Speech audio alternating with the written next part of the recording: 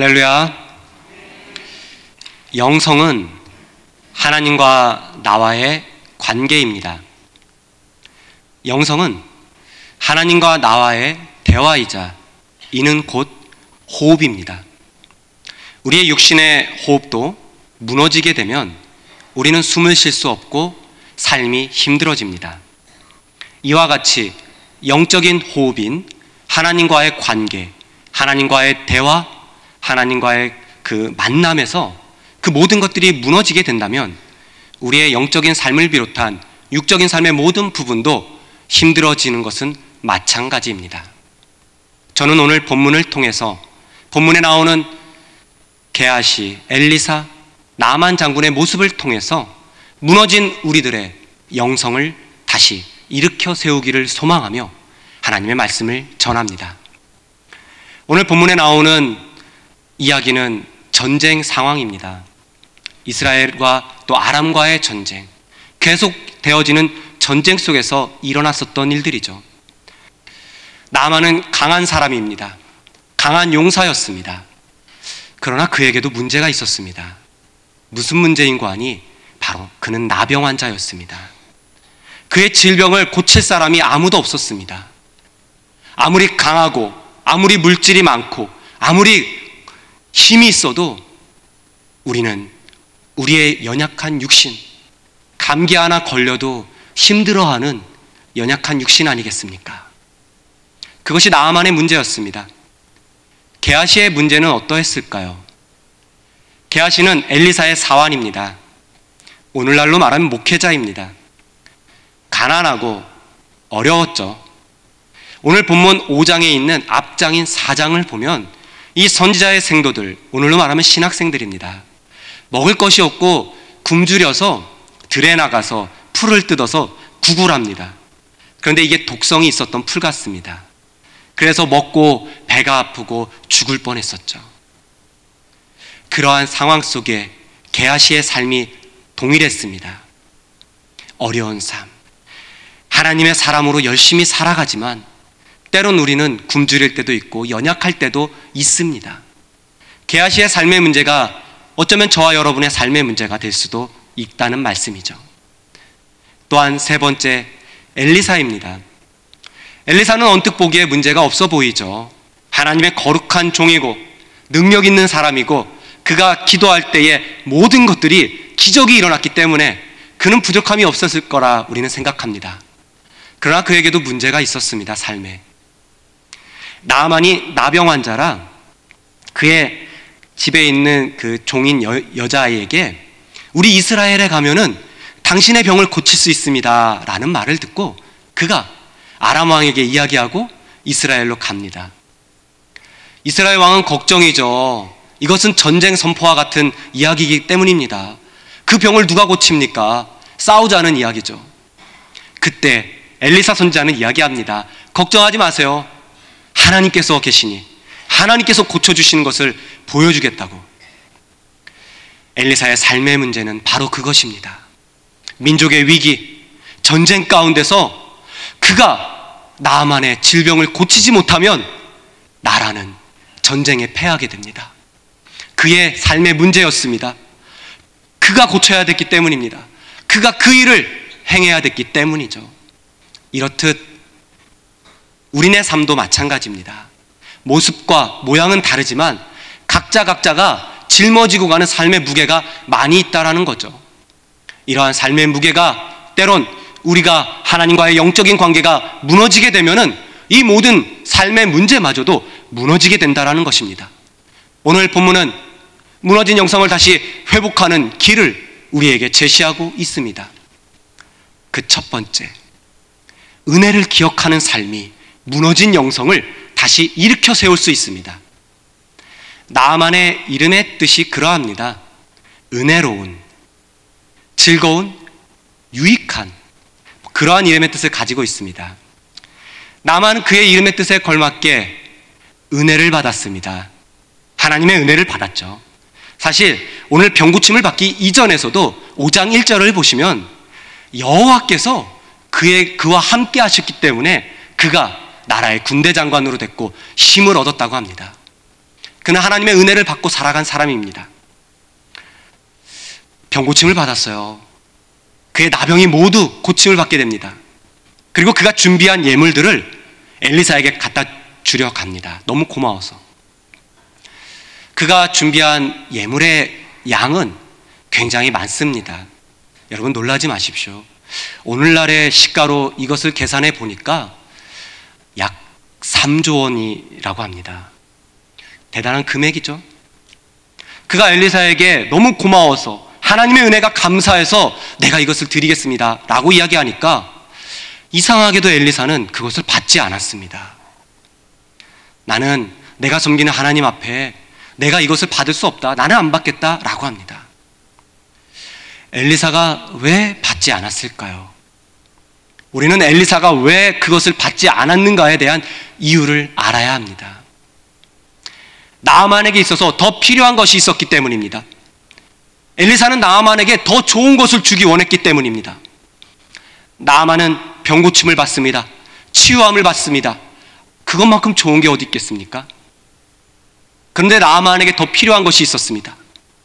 바로 하나님의 은혜를 기억하는 삶이죠. 그의 병고침은 어떠한 대가를 주고서 얻을 수 있는 것이 아니라는 것을 가르쳐 주길 원했습니다. 우리네 신앙생활도 마찬가지입니다. 예수님을 열심히 믿다 보면 열심히 기도하고 열심히 헌금 생활하고 열심히 교회 나와 봉사하고 그렇게 살아가다가 삶의 문제가 닥치게 됩니다. 남편의 문제, 아내의 문제, 자녀의 문제, 직장의 문제. 그때 때론 우린 이러한 기도를 하게 되고 원망을 하게 됩니다.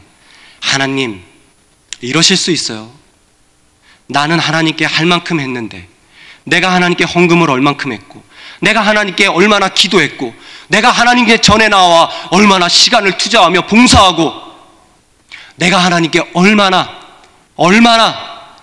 했는데 나도 할 만큼 했는데 이러실 수 있습니까? 만약에 나아만이 주었던 그 값비싼 예물들을 엘리사가 받았다면 나아만이 믿음 생활 하다가 때론 그러한 이야기를 하겠죠. 내 병 하나님의 은혜로 고쳤지만 나도 할 만큼 했어. 내가 준 금액이 어마어마한 금액이야. 그거면 충분한 거 아니야? 나도 할 만큼 했어. 우리의 신앙이 조심해야 합니다. 하나님의 은혜는 성경은 말합니다. 내 힘과 능력으로 얻을 수 없다라고. 하나님의 은혜는 대가를 주고서 얻을 수가 없는 겁니다. 아무리 노력을 해도 내가 내 힘으로 받을 수가 없는 것입니다. 그것이 하나님의 은혜입니다. 엘리사는 나아만에게 그 은혜를 가르쳐 주기를 원했던 것이죠. 은혜를 받은 삶은 놀라운 영적인 힘을 얻게 됩니다. 나아만은 그 힘을 얻게 되죠. 이제 그는 예배에 목숨 걸게 되었습니다. 하나님의 은혜를 기억하니 예배할 수밖에 없었습니다. 그가 엘리사의 거절 이후에 이야기를 합니다. 내게 2마리의 노새에 실을 흙을 잔뜩 실어가게 해달라고. 그래서 나는 하나님께 예배할 거라고. 출애굽기 20장 22절 이하의 말씀을 보면은 하나님께서 금이나 은으로 우상을 만들지 말라. 토단을 쌓아서 나에게 예배하라. 토단, 흙으로 만든 제단이에요. 흙으로 만든 제단 속에서 나에게 예배하라. 나아만은 그 흙을 잔뜩 실어가서 자신의 나라에서 자신의 삶의 자리에서 하나님의 거룩한 전을 짓고 거기에 제단을 쌓고 이제 유일하신 하나님만 섬기기로 결단했다라는 거죠. 은혜를 받으셨습니까? 예배에 목숨 거십시오. 또한 하나님의 은혜를 받은 삶은 평안이 넘치는 삶입니다. 그가 예배하기로 결심했지만 걱정이 있었어요. 무슨 걱정인 거 아니? 그가 섬기는 왕, 또 그 왕이 섬기는 우상. 나아만 장군의 섬겼던 왕의 이름이 베나닷입니다. 하닷은 아람 나라의 신이에요. 폭풍의 신인데 이게 후대로 내려오면 그리스의 제우스 신이라고 합니다. 폭풍의 신을 섬기는 하닷. 근데 그 이름이 베나닷이에요. 왕의 이름이. 베는 히브리어로 아들이란 뜻입니다. 그럼 베나다 왕의 이름은 신의 아들이에요. 얼마나 우상을 섬겼겠습니까? 얼마나 우상 숭배를 했겠으면 그 이름이 나는 신의 아들이야 라고 했겠어요. 그래서 이야기합니다. 내가 림몬의 땅에 들어가서 경배할 때에 내 마음이 아니다. 어쩔 수 없는 내 삶, 내 위치, 그러나 나는 온전히 하나님만 섬길 것이야. 그러니 이거 하나 좀 배려해 줄 수 있냐고. 사실 그래요. 초신자인 나아만에게 큰 결단 아닙니까? 내가 매일매일 예배 드리기로 결심합니다 라고 이야기할 정도면 초신자가 굉장히 은혜 받은 거 아닙니까? 그런 그가 걱정을 한 거예요. 내가 혹여나 어쩔 수 없이 그렇게 일을 하게 될 텐데 하나님 그거 용서해 달라고. 엘리사 선지자가 평안히 돌아가라고 합니다. 나아만은 평안을 누리게 되었어요. 하나님의 은혜는 이와 같습니다. 하나님의 은혜는 우리의 삶의 불안과 두려움과 걱정 속에서 평안을 허락하십니다. 혹여나 이 자리에 삶의 문제, 걱정거리, 육신의 질고, 마음의 두려움을 가지고 나오셨습니까? 평안을 얻고 돌아가실 줄로 믿습니다. 그것이 하나님의 은혜입니다. 또 하나님의 은혜를 받은 삶은 삶에서 넘치는 겸손과 감사로 살아갑니다. 나아만이요, 사실 엘리사에게 찾아올 때만 해도요 굉장히 교만했어요. 대제국의 군대 장관이에요. 대제국의 넘버 2예요.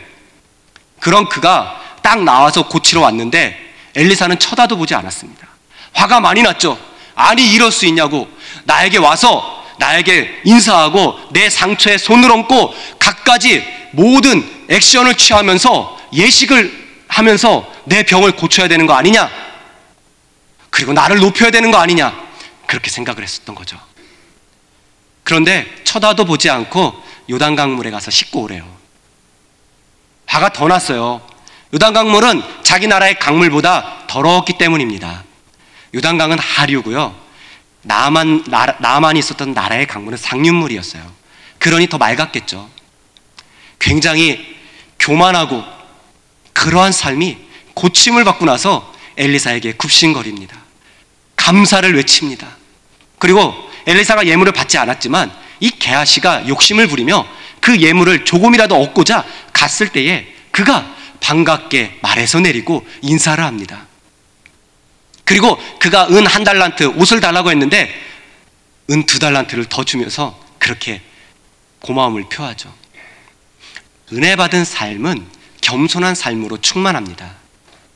또한 은혜 받은 삶은 거짓말도 속아 넘어가 줄 줄 아는 여유로운 감사가 있다라는 사실. 나아만이 바보였겠습니까?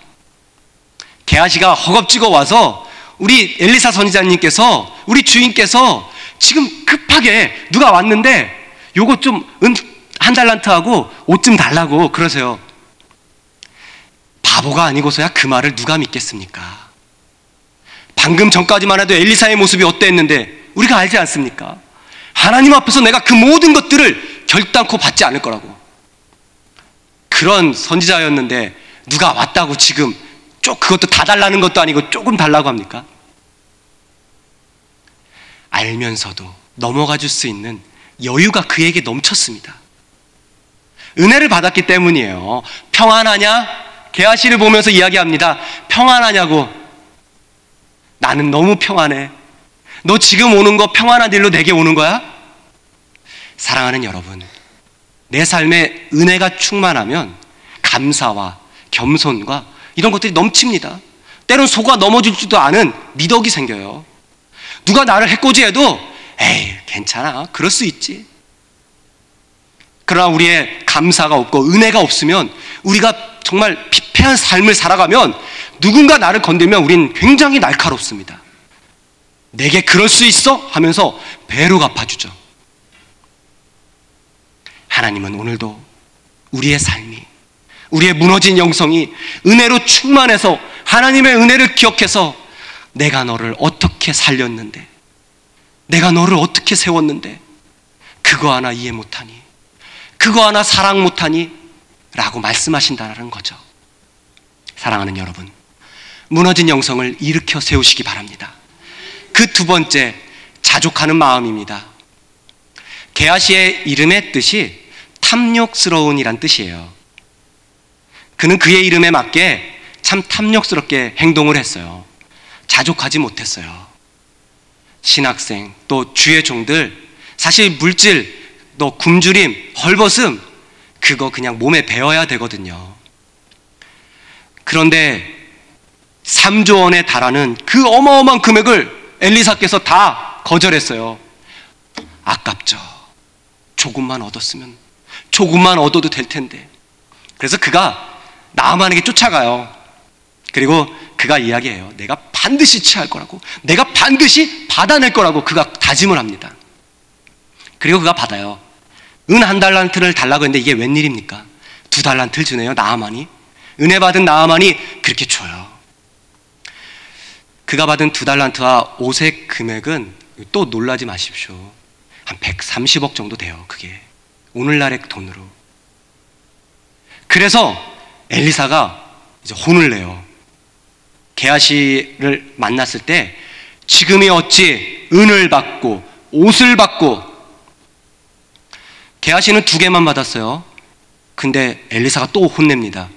감난원을 받고 포도원을 받고 또 노비를 받고 이런 것들을 네가 받을 때냐? 사실 감난원은 받은 거 없어요.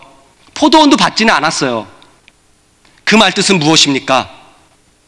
그 돈으로 너를 위해서 밭을 사고 너를 위해서 갖가지 필요한 것들을 가득 싸서 누리며 살 거 아니냐? 지금이 어찌 이런 것을 받을 때냐라고 이야기하죠. 지금이 어떤 때입니까? 말씀 서두에 제가 말씀드렸습니다. 전쟁의 시기.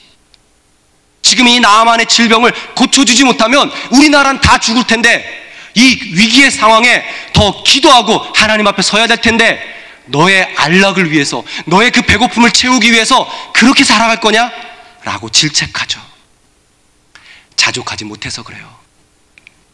신약 성경의 사도 바울은 영성의 최고의 단계를 이렇게 고백합니다. 자족으로. 오늘 영성에 대해서 이야기합니다. 사도 바울은 영성의 최고의 단계가 자족이랍니다. 만족하는 삶, 어떠한 형편에든. 그래서 빌립보서 4장에 그는 고백을 합니다. 나는 어떠한 형편에도 자족하기를 배웠다고.